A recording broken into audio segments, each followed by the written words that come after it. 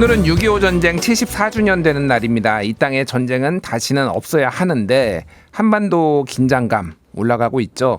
최근 북한과 러시아는 새로운 조약을 체결을 했습니다. 이게 어떤 의미인지 그리고 어떤 외교적 해법이 있을지 살펴보겠습니다.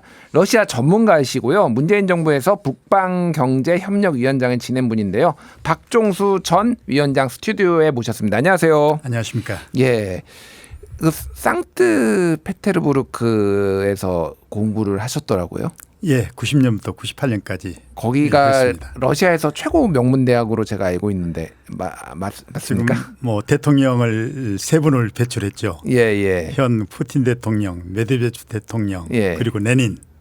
예. 그래서 상당히 자부심이 강합니다. 예, 그러니까요. 제가 이제 러시아 전문가 당연히 전문가를 모셨지만은 진짜 전문가를 모셨다. 제가 그걸 좀 강조하기 감사합니다. 위해서 한 겁니다. 지금 이제 사실 러시아하고의 관계가 굉장히 안 좋아졌고 몇 년 동안 계속 안 좋아지고 있고 제가 예전에 좀 눈여겨봤던 것들은 현대자동차가 거기서 너무 안 팔려가지고 공장 철수한다 그러면서 거의 돈을 못 받고 뭐 철수를 한다 뭐 이런 얘기까지 이제 경제 기사로 막 보기도 했었거든요. 예. 근데 지금 한러 관계는 더 조금 다른 새로운 국면에 접어든 거 아니냐 뭐 이런 생각이 들어요. 일단 오늘 윤석열 대통령 좀 얘기부터 하겠습니다. 오늘 6.25 전쟁 기념식에서 북러 조약을 이제 강력하게 비판을 했어요. 그래서 뭐 우리 입장에서는 뭐 비판을 할 수도 있다라고 보는데 지금 전문가께서 보시기에는 이 북러의 조약이라는 것이 어떤 함의가 있고 우리가 지금 어떤 식으로 좀 대응하는 게 맞다라고 보시는지요? 외교도 골든 타임이 있거든요.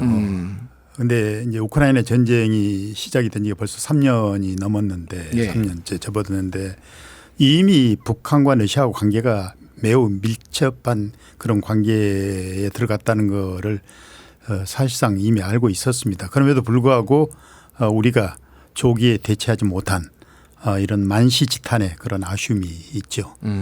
그런 차원에서 보는 게 더 정확할 것 같습니다. 알겠습니다. 일단은 북한과 러시아가 지금 이 상황에서 북러 조약을 맺은 배경은 각자의 입장이 있을 거예요. 북한의 입장이 있을 거고 러시아의 입장이 있을 텐데 일단은 우크라이나 전쟁이 가장 크게 작용을 했다 이렇게 보는 게 맞는 건가요? 당연하죠. 예. 지금 러시아 입장에서 보면 전쟁 당사국이잖아요. 예. 전쟁이라는 게 문제 해결의 최후의 수단이잖아요. 어떤 수단과 방법을 다 동원해서라도 전쟁에 이겨야 되는 게 전쟁에 참여하는 국가들의 입장 아니겠어요? 그런 차원에서 볼 때 그동안의 러시아하고 북한하고의 관계도 우크라이나 전쟁 이후에 매우 서로 밀접하게 공조 체제를 유지한 그런 정황들이 많이 있었습니다. 그렇지만 사실 남한을 의식한 측면도 있었거든요. 예. 그래서 노골적으로 북한하고의 관계를 공론화하지는 않았는데 이번에 그 조약을 갱신하는 거죠. 2000년 2월에 체결했던 내용을 갱신한 거고 더 구체한 거죠. 이렇게 하기까지는 좀 아까도 말씀드렸지만 만시지탄이죠. 이미 우리가 좀 더 빨리 대처를 하지 못했던 아쉬움이 있는 겁니다. 대처를 하지 못했다고 계속 말씀하시는데 그럼 대처를 어떻게 했었어야 된다고 보시는 건가요?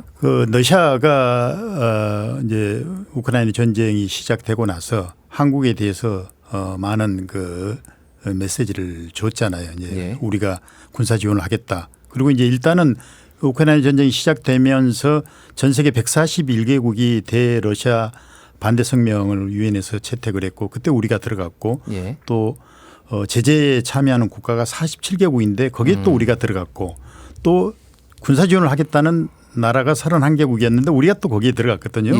그러면서 이제 러시아 입장에서는 한국이 좀 안 했으면 좋겠다는 그런 메시지를 보냈는데 우리는 계속 앞으로 나갔던 거죠. 그러다 보니까 이제 뒤에 비의혹으로 우리를 지정을 하고 그 관계가 계속 이제 악화된 이런 상황까지 오고 그리고 또 이번에 북한의 입장에서 보면 북한도 코로나19로 인해서 경제적으로 매우 어려웠잖아요. 이런 상황에서 우크라이나 전쟁이 어떻게 생각하면 하나의 전화 이복의 계기가 된 겁니다. 전쟁 특수를 누릴 수 있는 하루의 절호의 기회가 된 거죠. 러시아하고의 관계를 통해서 전쟁 물자를 공급할 수가 있고 그리고 또 자국의 제재를 회피할 수 있는 어떤 그 좋은 찬스가 된 거죠. 그래서 북한이 러시아하고 더 밀착될 수밖에 없는 그런 그 상황인 것은 사실입니다. 이 양국 간의 관계가 서로 잘 맞아떨어지는 거죠. 그러니까 이 우크라이나 전쟁이 굉장히 좀 미묘한 부분이 있는 게 남북한의 포탄이 다 이쪽에서 지금 사용된다. 그러니까 네. 북한은 러시아에 공급을 해가지고 그 포탄이 북한 포탄이 이제 여기에 사용되고 한국 같은 남한 같은 경우에는 폴란드 쪽에 뭐 제공을 했다라고 하지만은 그게 사실상 이제 우크라이나 쪽에서 이제 사용하는 거 아니냐 뭐 이렇게 이제 뭐 해석들이 나왔는데 그런 것들이 한러 관계를 좀 더 악화시켰다 뭐 이렇게 봐야 되는 건가요? 그러면은? 사실은 그렇죠. 뭐 직접적으로 지원을 안 했다 그러지만 간접적으로 다 우크라이나에 공급이 된 거 아닙니까? 예. 그러니까 어떻게 생각하면 북러 간에 예, 그 관계를 통해서 한국과 러시아하고 관계도 같이 맞물려 들어간 거죠. 그래서 남북이 포탄의 대리전을 했다 그럴까? 예. 우크라이나 전쟁에서 이런 현상이 발생한 거죠. 근데 이제 제가 이제 정부의 입장을 좀 반론 성격으로 좀 하면서 답변을 듣고 싶은데 정부 이제 윤석열 정부 특히 이제 윤석열 대통령이나 정부의 입장은 어쨌든 자유민주주의를 굉장히 강조를 하고 예. 이제 서방 진영 이제 유럽 국가나 이제 미국하고 이쪽 진영하고의 어떤 유대 관계를 공고히 하기 위해서는 러시아에 대한 우크라이나 전쟁 반대 성명에도 참여를 하고 제재에도 참여할 수밖에 없다. 불가피하고 이거는 우리의 세계 전략이다. 그러니까 지금 이제 특히 이제 블록화되고 있잖아요. 이제 양 네. 진영들이 어쩔 수 없는 선택이다. 뭐 이렇게 얘기를 하고 있는데 이거에 대해서는 전문가로서 좀 어떻게 보십니까? 그 일단 자유민주주의의 어떤 체제를 고수한다는 차원에서는 저희들의 선택을 우리는 뭐 당연히 할 수밖에 없다는 입장이 듭니다. 예. 왜냐하면 이제 대부분의 서방 국가들이 이 우크라이나의 입장에 설 수밖에 없었으니까요. 그게 이제 마지막까지 지원을 한 나라가 31개국이잖아요. 예. 그러면 나머지 국가들은 어떠냐? 반드시 그렇지 않은 거죠. 전 세계 뭐 195개를 상정을 했을 때 나머지 150개국은 또 안 했거든요. 예. 예. 그리고 31개국 중에서도 사실 적극적으로 동참한 것 같으면서도 자기 국익에 위배되는 거는 또 피해갔습니다. 그런데 그런 거를 저희들은 좀 능수능란하게 대처하지 못한 아쉬움이 있죠. 영원한 적도 영원한 우방도 없다 그러잖아요. 예. 일본 같은 경우도 이번 제재에 적극적으로 동참하고 주도하면서도 자기들의 그 국익에 관련된 건 또 챙겼거든요. 유럽국도 마찬가지예요. 예. 근데 우리는 그거에 대해서 좀 소홀한 측면이 적지 않았다고 봅니다. 그러니까 외교적인 노력도 사실은 이게 그러니까 뭐 우리가 어쩔 수 없이 여기에 참여는 하고 있지만은 너희를 적대시하려는 건 아니야. 뭐 이런 식으로 또 뭐 물밑에서의 접촉 채널이라든지 뭐 이런 것들 좀 다각도의 이런 노력들이 좀 부족했다. 뭐 이렇게 봐야 되는 게 맞는 건가요? 그러면? 그렇죠. 예. 고도의 고차 외교 방정식이 지금 진행되고 있는데 그거를 푸는 지혜가 있었으면 더 많은 아쉬움이죠. 알겠습니다. 그러면 이제 한반도의 안보 위기에 대해서 좀 얘기를 직접 해야 될 것 같아요. 이제 지금 가장 우리나라에서 화두가 되는 거는 그러니까 러시아하고 북한이 서로 공격을 받았을 때 자동으로 이제 개입한다. 뭐 이런 조항이고 또 하나는 첨단 무기를 러시아가 북한에 이제 제공을 할 것이냐. 뭐 이런 거에 대한 우려가 있고 이거에 대해서는 전문가들의 의견이 좀 많이 엇갈리더라고요. 설마 주겠어? 그거는 러시아도 솔직히 원하지 않는 거일 텐데 이렇게 말씀하시는 분들도 있고 어떤 분들은 아니 뭐 경고 차원에서라도 어떤 식으로든 조금 줄 수 있는 거 아니야? 뭐 이렇게 또 말씀하시는 분도 있어가지고 어떻게 보십니까 그거는? 일단은 우리가 항시 전제를 해야 될 게 지금 러시아는 전쟁을 치르고 있는 나라입니다. 예. 그것도 전쟁도 단순히 우크라이나라는 조그마한 나라하고 영토 싸움을 한 게 아니고 지금 미국이라는 단일 패권국하고의 헤게모니 정탈전이 시작이 된 거거든요. 예. 거기다 플러스 경제 전쟁이에요. 지금 러시아와 중국을 중심으로 한 소위 이 사회주의 산업자본주의 국가하고 또 자유민주주의의 시장 경제 이쪽하고의 치열한 헤게모니 정탈전이 지금 벌어지고 있거든요. 예.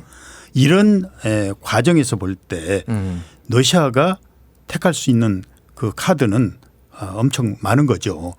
그 중에 이제 하나가 이제 북한하고의 관계인데 지금 북한하고의 그 조약은 2000년 2월에 체결이 됐거든요. 예. 그때 체결된 내용 중에 우리가 주목을 할 부분이 이 즉각 접촉한다 유사시에 예. 이 정도였어요. 그런데 이번에는 군사적으로도 접촉한다. 좀 더 구체화된 거죠. 예. 그렇지만 이제 이번에 군사적으로 접촉한다고 할 때 이것이 그러면 옛날 구소련 당시 때 자동 군사 개입하고 동일한 거냐 여기에 대해서는 이제 그러니까 소위 말해서 참전이냐 뭐 그렇죠. 예. 참전이 아니냐 이거에 대해서는 상당히 애매모호한데 왜 그러냐면 그 이번 조약의 4조에 예. 유엔 헌장 51조와 러시아와 북한의 국내법에 근거해서 한다. 예. 이렇게 나와 있거든요. 이게 전제가 깔린 거죠. 예. 그러니까 그 전제가 깔린 걸 어떻게 해석하느냐. 이제 러시아 입장에서는 당연히 우리는 국제법에 근거해서 이 조약을 체결했다. 이런 예. 식으로 이제 공론한 거죠. 그렇게 본다면 이제 많은 논란이 있는 거죠. 해석에 따라서 예. 당연히 그렇지만 우리는 이제 긴장을 할 수밖에 없는 상황이고 또 하나 이제 무기 공여 문제인데 오히려 지금 무기를 공여받을 나라는 어떻게 생각하면 지금 러시아죠. 러시아가 재래식 무기가 당장 필요하니까요. 지금. 그렇죠. 예, 예. 무슨 포탄이 많이 필요하고 또 뭐 드론도 필요하고 미사일도 필요하고 지금 전쟁터에서 무기든 병사든 많을수록 좋지 않아요. 심지어는 병사도 필요할 수 있는 거죠. 예. 이렇게 본다면 오히려 지금 러시아가 더 아쉬운 상황이에요. 북한으로부터 오히려 지원을 받아야 될 상황인 거죠. 그렇다면 반대로 전쟁이 아닌 상황에서는 러시아가 얼마든지 지원할 수 있다는 약속은 할 수 있다고 봐요. 그리고 또 서로 양방향의 거래가 가능하다면 할 수 있다고 보고 이거를 우리가 너무 가수평가하는 것 같아요. 그러니까 재래식 무기를 어쨌든 북한이 러시아에 공급을 하면은 뭐가 됐든 이 북한에서도 지금 뭐 방어 체계라고 해야 되나 아니면 무기가 빠져나가는 거니까 그에 대한 상응하는 거를 요구를 할 수도 있는 거잖아요. 그러니까 그렇죠. 예. 예. 그런 문제가 있는데, 근데 이제 우리 이제 안보실에서 얼마 전에 이제 레드라인을 이제 언급을 했어요. 그러면서 우크라이나에 무기 지원 검토할 수도 있다. 만약에 이런 식으로 러시아가 북한에 첨단 무기 이제 군사기술 주면은 이런 식으로 얘기를 했습니다. 근데 물론 러시아가 싫어는 할 것 같은데 이게 어떤 효과가 있을지가 좀 궁금합니다. 이게 저희들 입장에서는 뭐 아까도 제가 말씀드렸잖아요. 외교도 골든타임이 있는데 사실은 우리는 골든타임을 놓쳤다고 봐요. 예. 그러다 보니까 지금 우리가 할 수 있는 게 뭐 충분히 그런 정도의 그 레토릭은 가능하다고 보거든요. 그렇다면 이제 과연 실질적으로 이행을 하느냐 이제 이 문제인데 예. 현실적으로 그 쉽지는 않다고 봅니다. 당장 우리가 직접 지원하려면 가장 좋은 루트가 해상인데 흑해를 통해서 우크라이나에 지원이 돼야 되거든요. 예. 근데 후기에는 지금 러시아가 장악을 하고 있거든요. 이게 쉽지가 않고 그럼 항공편으로 한다? 이것도 그렇게 용이한 건 아니라고 봐요. 그렇다면 이제 제3국을 통해서 우회해서 가는 건데 지난번처럼 뭐 이제 미국을 통해서 폴란드로 미국이나 간다든지 폴란드나 뭐 이런 식으로 하겠죠. 그런데 이것마저도 얼마 전에 바로 그 푸틴 대통령이 제3국을 통해서 지원하는 것도 우리는 용납할 수 없다. 또 하나 더 세기를 박은 거죠. 예. 그러니까 제가 보기에는 실행 단계로 가기까지는 많은 그 어려움이 있을 걸로 봅니다. 어쨌든 러시아도 당장 북한의 첨단 무기 기술을 뭐 줄 가능성은 당장은 높지 않고 그러니까 우리도 당장 우크라이나에 지금 무기를 지원할 가능성은 당장은 높지 않고 뭐 이런 정도로 보는 게 좀 맞을 것 같네요. 그렇죠. 예. 서로가 한번 기싸움 한 거죠. 예. 네, 이런 정도로 보는 게 좋고요. 알겠습니다. 그 위원장님이 이제 말씀하신 것 중에 제가 궁금한 게 있는 게 북한의 노동력이 러시아로 가는 게 이게 우려된다라는 글을 쓰셨어요. 이게 무슨 의미가 있는 거죠, 이게? 사실은 이거는 제가 보기에 이번 그 북러 정상회담에서 공식 회담과 비공식 회담 있잖아요. 예.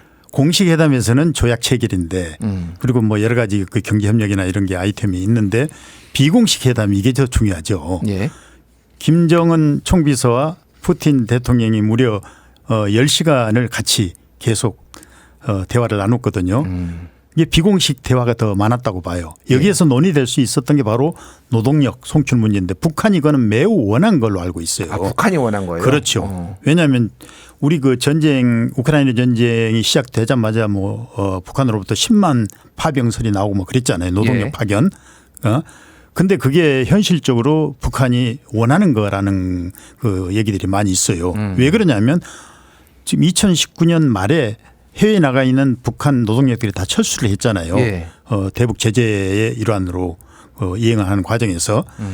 근데 물론 이제 뭐 여러 가지 구실로 남아 있는 사람도 있었지만 공식적으로는 다 철수를 했거든요. 예. 그런데 이제 북한 입장에서는 그게 외화 가득의 주 소득원이거든요. 이거가 이제 끊긴 거죠. 그만큼 어려워진 거죠. 그렇지만 이번에 이제 공식적으로 노동 비자를 줘서 한 12만 명을 파견한다. 그러면 예. 지금은 1인당 대충 보면 한 연간 3만 불 정도는 받을 수 있거든요. 예.